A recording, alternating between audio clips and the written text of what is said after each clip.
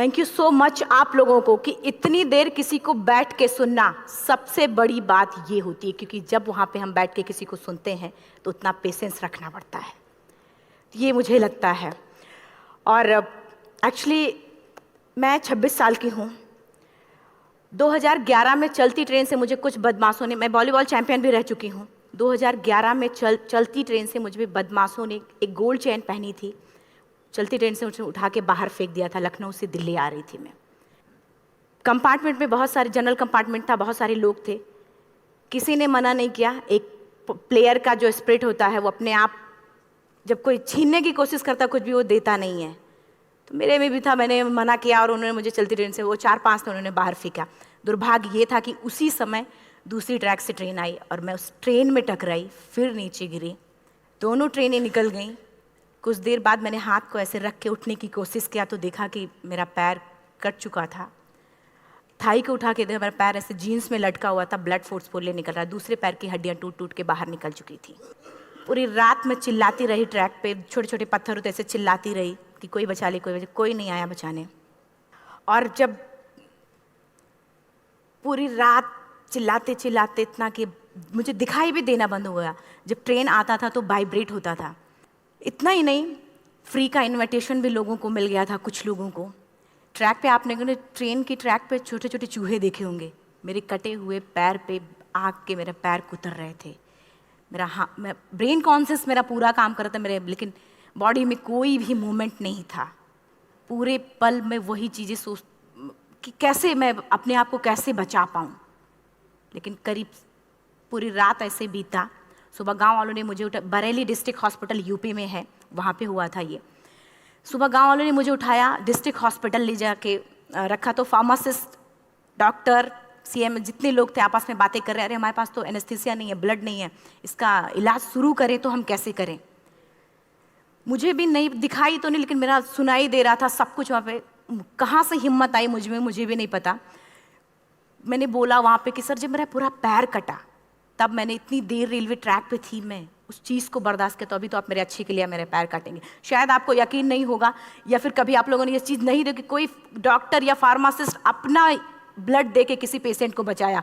मेरी इस बात को सुनने के बाद वहाँ के डॉक्टर और फार्मासिस्ट दोनों ने एक एक यूनिट ब्लड दिया और मेरे पैर को बिना एनेस्थीसिया अलग कर दिया गया। आज भी मैं उस दर्द को महसूस करती हूँ। जब भी मैं जब बोलती हूँ तब मैं वो चीज़ें महसूस करती हूँ। उसके बाद जब बात मीडिया में आई, लोगों को पता चला कि रिमा नेशनल प्लेयर है, KGMC king George medical college Lucknow में एडमिट करा, लखनऊ से फिर sport minister, AIIMS trauma centre Delhi. तब तक सब ठीक ठाक चल रहा था, प्लेयर होने की वजह से अच्छा ट्रीटमेंट मिलना शुरू हुआ। करीब 4 महीने मैं एम्स में रही। एम्स में रहने के बाद जब मैं थोड़ा ठीक हुई, करीब 25 दिन बाद जब ठीक हुई, न्यूज़पेपर में गोल गोल लिख के अरे अरुणिमा के पास टिकट नहीं था, अरुणिमा ट्रेन से कूद गई। उसका खंडन किया घर वालों ने, फिर बोला कि अरुणिमा सुसाइड करने गई थी। जिस लड़की का शरीर का एक अंग कट चुका, पूरी जिंदगी का पता नहीं कि व्हील चेयर या बैसाखी या पता, यहाँ तक कि मेरे स्पाइन में 3 फ्रैक्चर था, मुझे ये भी नहीं पता था कि मैं बेड से उठ भी पाऊंगी कि नहीं। अंदाजा लगाया जा सकता, सिर्फ अंदाजा लगाया जा सकता है कि उसकी दिलो दिमाग पे क्या चल रहा होगा, उस परिवार की क्या स्थिति रही होगी जब जिस परिवार की एक यंग एज लड़की का इस तरीके का सिचुएशन हुआ हो। फिर भी कहते हैं कि जहाँ चाह होती वहाँ राह मिली जाती है। एम्स के हॉस्पिटल के बेड पे मैंने डिसाइड किया, क्योंकि अपनी बातें हम चिल्ला चिल्ला के करें, वो सिस्टम की इतनी हाई लेवल की बातें हो रही थी कि हम एक मध्यम वर्गीय फैमिली से थे, हम अपनी बातें चिल्ला चिल्ला के कह रहे थे, लेकिन कोई नहीं सुन रहा था। लेकिन कहते हैं मैंने अपने दिल, दिमाग, अंतरात्मा से ये चीज़ सोच लिया कि ठीक है, आज आपका दिन है, जितना चाहो बोल लो, एक दिन तो मेरा दिन आने वाला, मैं प्रूफ कर दूंगी कि मैं क्या हूँ, मैं क्या थी, ये मैं प्रूफ कर दूंगी। हॉस्पिटल के बेड पे डिसाइड किया वॉलीबॉल नहीं, लाइफ का सबसे टफ गेम करना है, तब मैंने माउंटेनिंग चुना।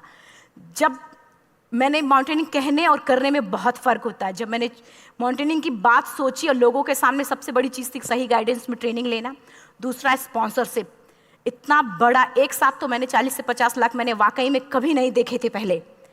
मेरे लिए बहुत बड़ी चीज़ थी वो इकट्ठा कर पाना। जब मैंने लोगों के सामने रखा कि मैं माउंटेनिंग करना चाहती हूँ, एवरेस्ट के लिए मुझे ट्राई करना है, हर किसी ने मुझे बोला कि क्या है, पागल हो चुकी हो क्या, तुम्हारा दिमाग खराब हो चुका, तुम कभी नहीं कर सकती माउंटेनिंग। एक पैर आर्टिफिशियल है, दूसरे में रॉड है, और तुम्हारा दिमाग खराब है, स्पाइन में भी फ्रैक्चर है, तुम पागल होगे, चुपचाप कोई नौकरी करो, जीवन यापन करो। क्योंकि लोगों का सबसे बड़ा प्रॉब्लम ये होता है, लोग फिजिकल देखते, पैरों को मेरी अंतरात्मा में क्या चल रहा था वो तो किसी को पता ही नहीं था। मुझे लगता है कि आज यहाँ पे मैं भी सुबह से देख रही हूँ, इतने अच्छी अच्छी चीज़ें मैंने सीखी यहाँ पे। बहुत बड़े बड़े स्पीकर को शायद आप लोगों ने भी सुना, आज मैं भी आपको यहाँ पे कि चाहे जितना मोटिवेट करूँ, चाहे जितना चीज़ें मैं बताऊँ, लेकिन मुझे लगता है सबसे बड़ा मोटिवेटर कौन होता? आप खुद। जिस दिन किसी भी लक्ष्य के प्रति आपकी अंतरात्मा जाग गई, आपको कोई नहीं रोक सकता उस लक्ष्य को पाने में। ये मैं किताब से बातें नहीं बोल रही हूँ, ये मैं एक एक पल मैंने मैं कोई भी किताब की बातें नहीं, एक एक पल आज जो मेरा 26 साल का एक्सपीरियंस है वो मैं बता रही हूँ सिर्फ आपको। उसके बाद किसी तरीके से मैनेज किया मैंने। भाई साहब, मेरा परिवार मेरा बैकबोन था। परिवार ने मुझे, भाई साहब ने मुझे कहा कि मैडम बछेंद्री पाल जिन्होंने 1984 में एवरेस्ट समिट किया, उनसे मिलते हैं, वो जरूर कुछ ना कुछ करेंगे। हॉस्पिटल से निकलने के बाद मेरे राइट लेग में स्टिचेस लगी थी। मैंने डायरेक्टली घर जाने की बजाय, जब लोग ये सोचते कि मुझे अपना जीवन यापन कैसे करना है, जब लोग ये सोचते हैं कि मुझे अपनी ज़िंदगी के मेरे दिमाग में सिर्फ 2 चीज़ें चल रही थी, मुझे इनका जवाब कैसे देना है और एवरेस्ट समिट कैसे करना है। फर्स्ट तुरंत गए बछेंद्री मैम के पास। जब मिले, मैम ने फर्स्ट टाइम जब मुझे देखा तो उन्होंने कहा, अरुणिमा, उनकी आंखों में आंसू आ गए। उन्होंने बोला, अरुणिमा, तूने ऐसी हालात में एवरेस्ट जैसे दुरूह पहाड़ के बारे में सोचा तो तूने अपने अंदर तो एवरेस्ट फतह कर लिया, अब तो सिर्फ लोगों के लिए। मेरे परिवार को छोड़ के बाहर की पहली ऐसी महिला थी जिन्होंने मुझ पे भरोसा किया था कि हाँ अरुणिमा, तुम कर सकती हो। मेरे लिए वही बहुत बड़ी चीज़ थी। प्लानिंग भी कर ली, मैम भी मिल गई, सब हो गया। लेकिन जब उतरते हैं फील्ड में तब पता चलता कि हम क्या हैं। रोड हेड से मैं पहुंच गई। मैडम ने कहा कि ठीक है, तुम्हारे कहने, तुम्हारे सोचने से कुछ नहीं होगा अरुणिमा, प्रूफ करो कि कर सकती हो। मैंने कहा बस एक मौका चाहिए मुझे।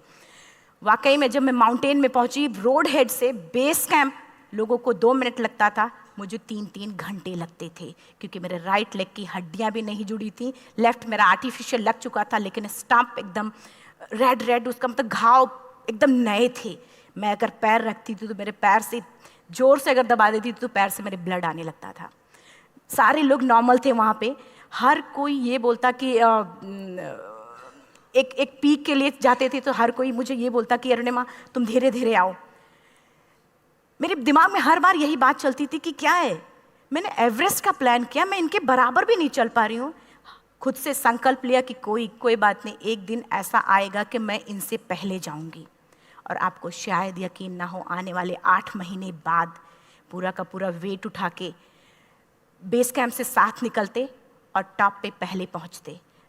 ऐसे करके देखते थे कि अरे ये लोग तो पीछे। खुशी होती थी। उससे भी ज़्यादा मुझे खुशी तब होना शुरू हुआ जब वो सारे लोग आके मुझसे ये पूछते, मैडम खाते क्या हो, बता दो, पैर नहीं है फिर भी कैसे चलते हो। उसके बाद पूरा मुझे स्पॉन्सरशिप मिला। मैं जब एवरेस्ट के लिए गई, मेरे लिए सबसे बड़ा, एवरेस्ट की जर्नी में मेरे सबसे बड़ा चैलेंज यही था कि दूसरे को समझा पाना।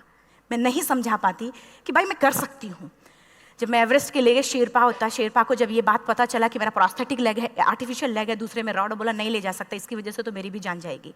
मैडम ने, हमने सबने कन्विंस किया किसी तरीके से। मन वाकई में जो टीवी में हम और उसमें फोटोज़ में देखते हैं, ब्लू और ग्रीन आइस हिला देने वाला होता, जितना सुंदर दिखता उतना ही हिला देने वाला होता। जब मैं हमारे ग्रुप में 6 लोग थे, रॉकी एरिया तक मैं सबसे पहले थी, लेकिन जैसे ही मैं ग्रीन और ब्लू आइस में गई, मेरा आर्टिफिशियल लेग स्लिप कर जाता था। फ्रंट पॉइंटिंग से, जब मैं फ्रंट क्रैम्पोन से फ्रंट पॉइंटिंग मारती थी, लेफ्ट से पेन होता था तब भी करते, लेकिन आर्टिफिशियल जैसे फ्रंट पॉइंटिंग मूव हो जाता, मेरा पैर ही मूव हो जाता था।